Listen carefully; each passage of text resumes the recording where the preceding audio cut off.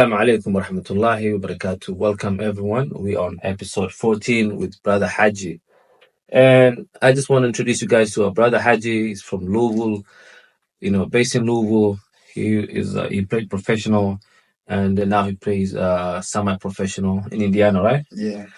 And then, he was raised in Kentucky. So brother Haji is from Somalia and I want him to have this platform today and let's discuss about what's going on with Haji, who's Haji, what is he doing, how is he giving back to the community. Inshallah. Haji, brother, welcome. This is your mic. Thank you.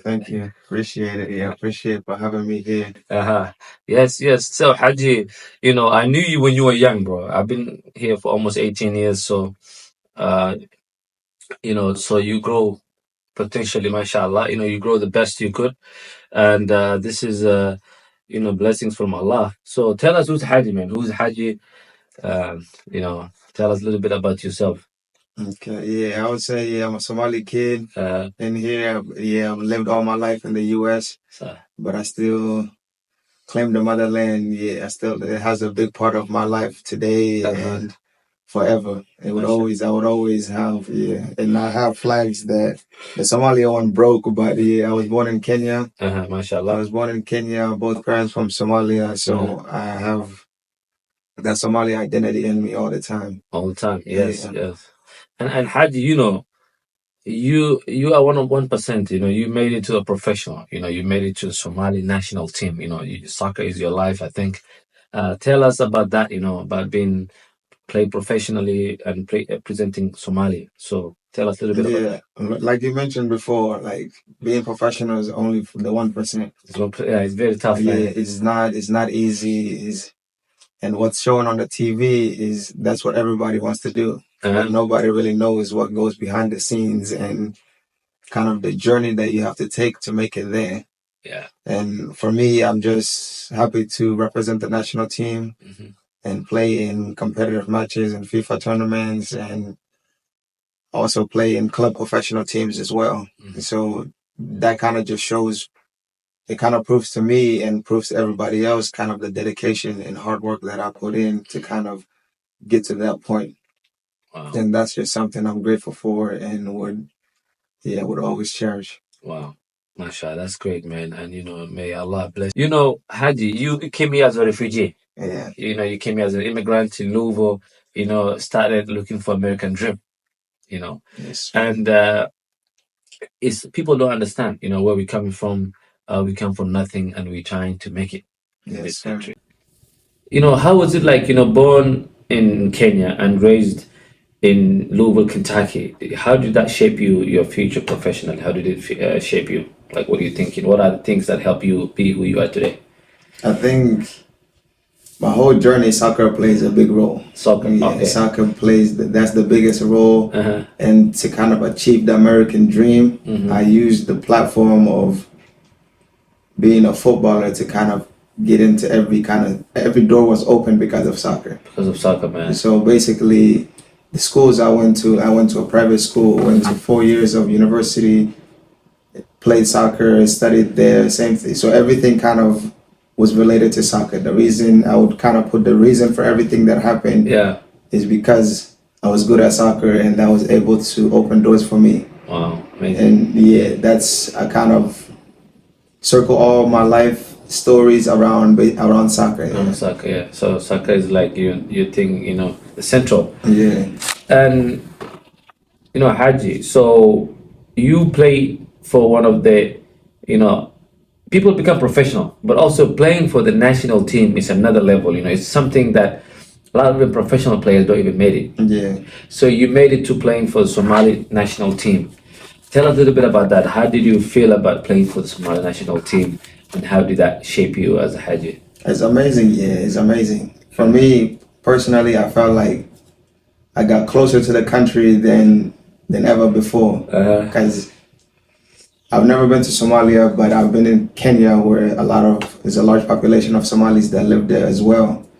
So once we left Kenya to come to the U.S., it's been so long until I went there again, or until I've been around like a large population. It was good for me to represent the country and just kind of show that this is who we are. And, Yeah.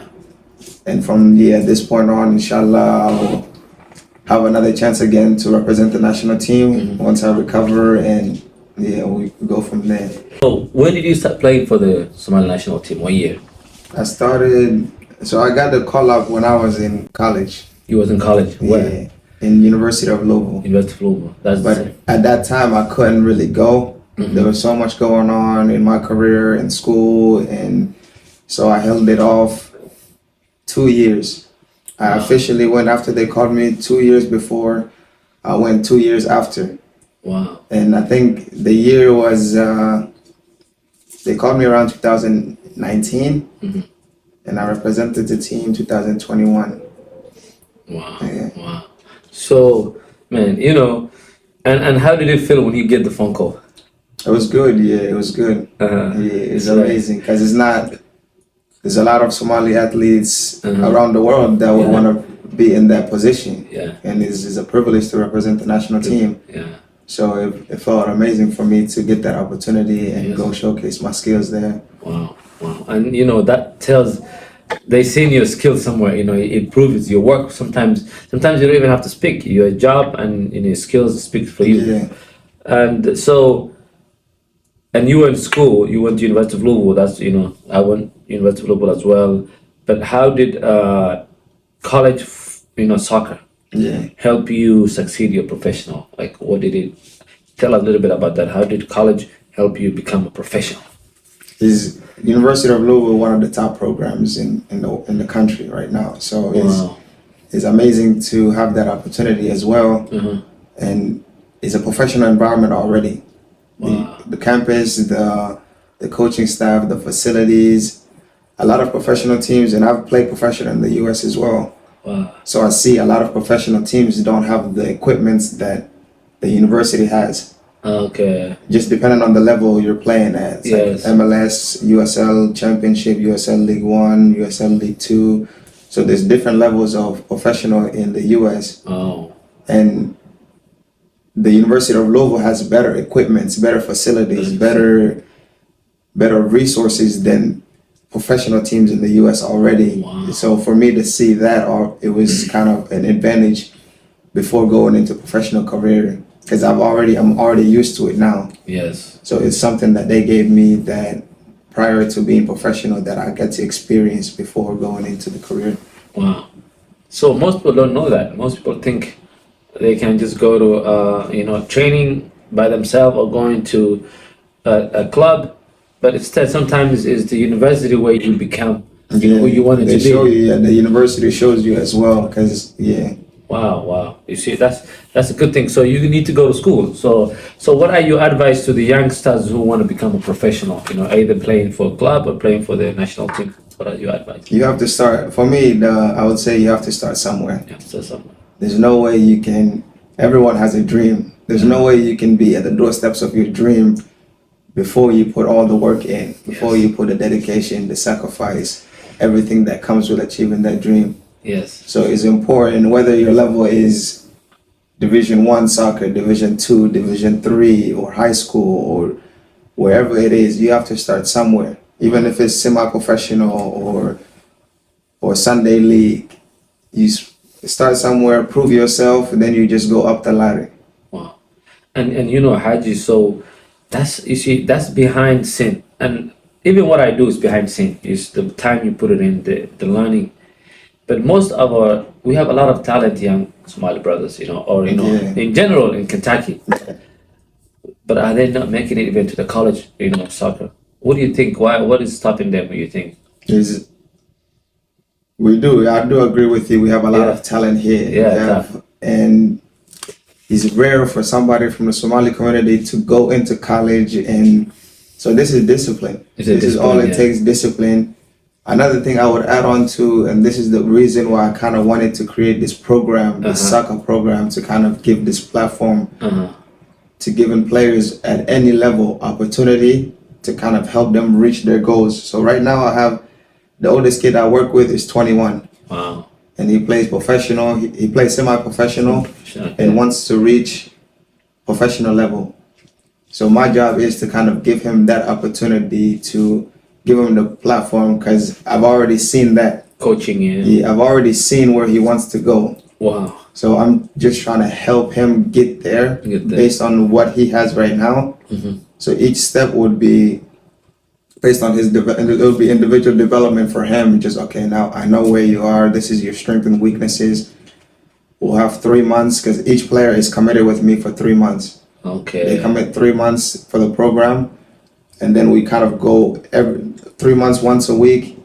Then that once a week kind of helps me work on progress. Every week that the kid comes in, we progress until the end of the 3 month, and now we see where we've come from to where we are now after the 3 months. Wow. So I want to give that opportunity to kind of put more Somali kids, more underprivileged kids, just any kid that wants to become better at soccer and has a dream and goal to achieve something, give them that opportunity and kind of help them towards that. Wow. And the school is important too. It's a pathway to pro. To pro, because most people thinking they can skip school, but that's the bad way. That's the way. That's the door. The easiest way is to go to school. Go to school. You can skip school and go straight professional, but the path is much difficult. It's much difficult. So you have to go through the steps. So you have university to go help you. The university is part of because once you get into the university and you start playing games there's a lot of eyes on the university. Wow. A lot of scouts are watching these games because this is the highest level of non-professional football in the U.S. Wow. Is the Division I university. Division I, yeah. Wow, and that's where they pick you from, That's where this is where they see your talent, and all the scouts would be there watching. So the school plays a big part. You have to be okay with your studies and kind of pushing yourself, because if your grades are not good enough, you won't be on the field. Wow. So it all plays a part where I don't like school, I just want soccer.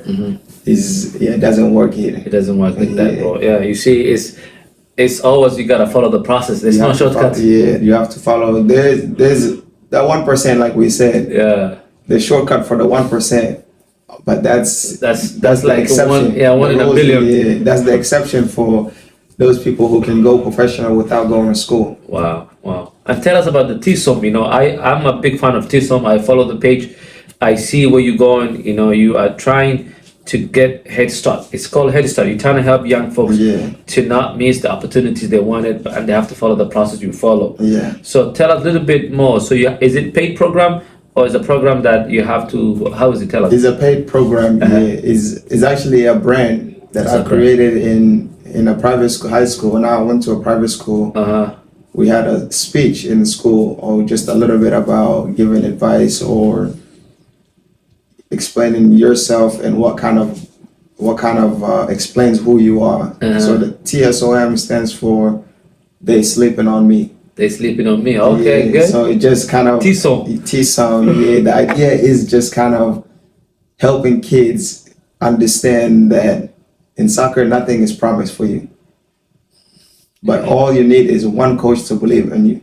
So one person to believe. One person to believe in you. Wow. Because They Sleeping on Me just kind of means that somebody doesn't value who you are, what you bring to the table. So it's your job to kind of prove them wrong. Wow. So who was the guy who believed in you? For me, I had the privilege, a lot of coaches to believe in me. Okay. I had a lot of support from off the field, on the field. So, but as you go up the stage, you are going to experience moments where not every coach is going to like your playing style. Yes. Not every coach is going to see you the way you see yourself. So the program is kind of built for players to kind of see this and make them motivated to, okay, you need to achieve more. This person doesn't think you're good enough. You have to prove that you are. Yeah. You have to show yourself to the whole world, to everybody that's watching, that you can give more, and there's more behind what people see right there. Wow. All right. So that's what the program is, to kind of have players that maybe don't have the opportunities for some places, or they're not seen in another, like they're not well respected in some areas of their game, and just kind of to motivate them and bringing the best out of them. Wow. This is a lot of jams.